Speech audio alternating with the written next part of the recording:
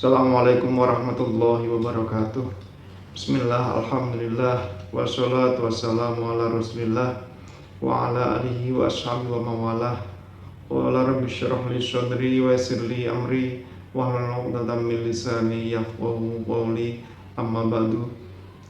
Pemirsa dimanapun berada yang senantiasa dirahmati Allah, pertama marilah kita panjatkan puji syukur kehadirat Allah SWT, yang mana oleh Allah kita telah dijadikan sebagai pribadi beriman, Islam, dan senantiasa diberi kesehatan.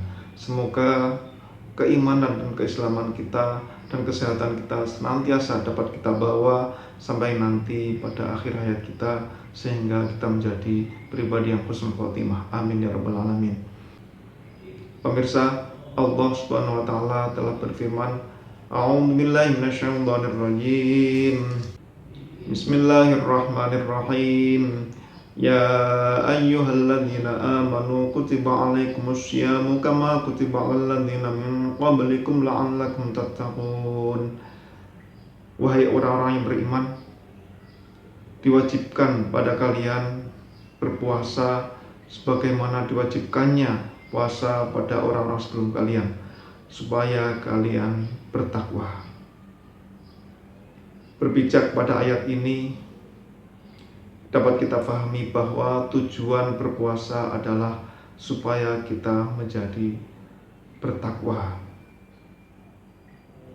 Pertanyaannya, bagaimana ketakwaan itu? Apakah cukup dengan melaksanakan ibadah, puasa, sholat tarawih, tadarus saja?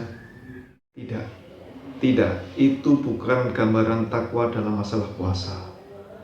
Karena takwa merupakan sisi ibadah yang identik dengan pengekangan atau imsak, yaitu menahan diri dari hal-hal yang terkait dengan larangan Allah.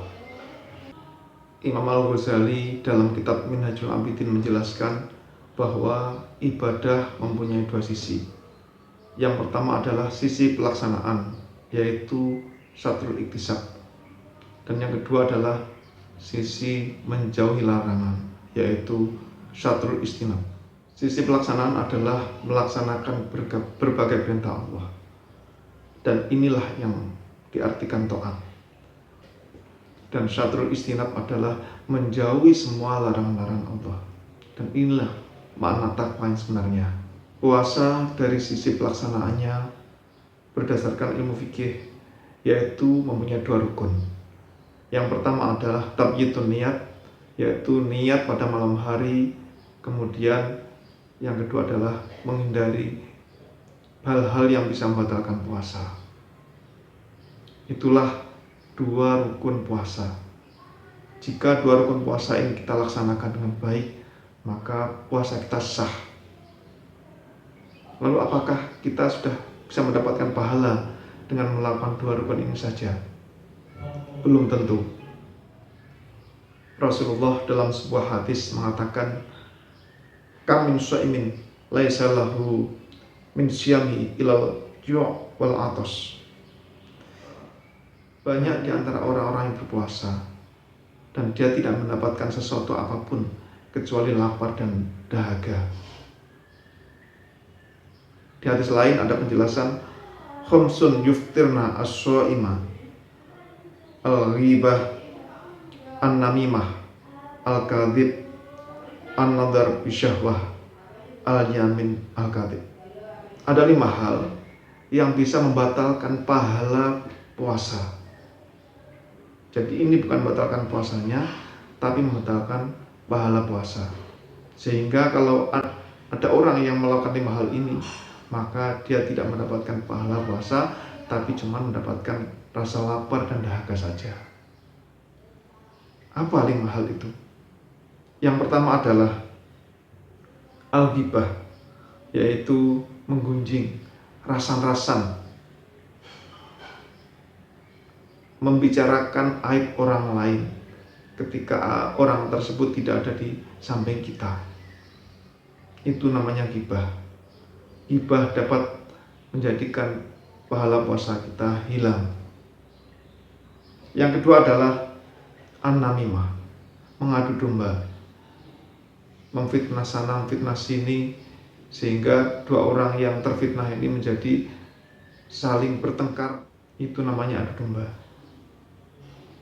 Dan yang ketiga adalah al-kadhib, menipu, manipulasi. Menipu bisa menjadikan pahala puasa juga hilang.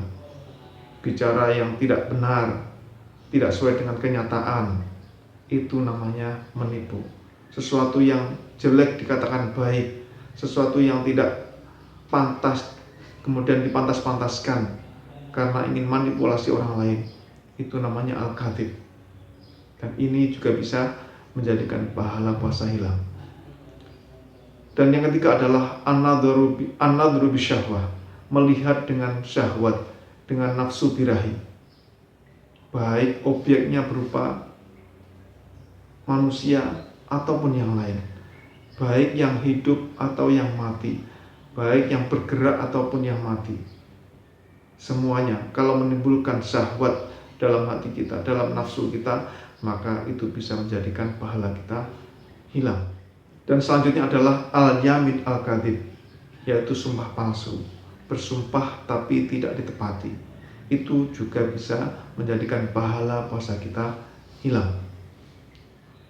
Oleh karena itu, maka ketika berpuasa, kita harus menahan diri dari kelima hal itu supaya pahala puasa kita tetap bisa kita dapatkan dan akhirnya kita bisa mengambil buahnya nanti ketika di akhirat.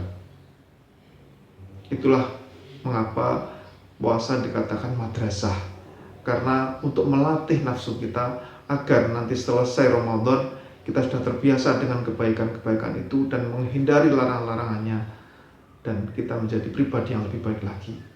Kiranya cukup sekian dulu, semoga bermanfaat. Kurang lebihnya mohon maaf. Ihdinas siratal mustaqim. Assalamualaikum warahmatullahi wabarakatuh.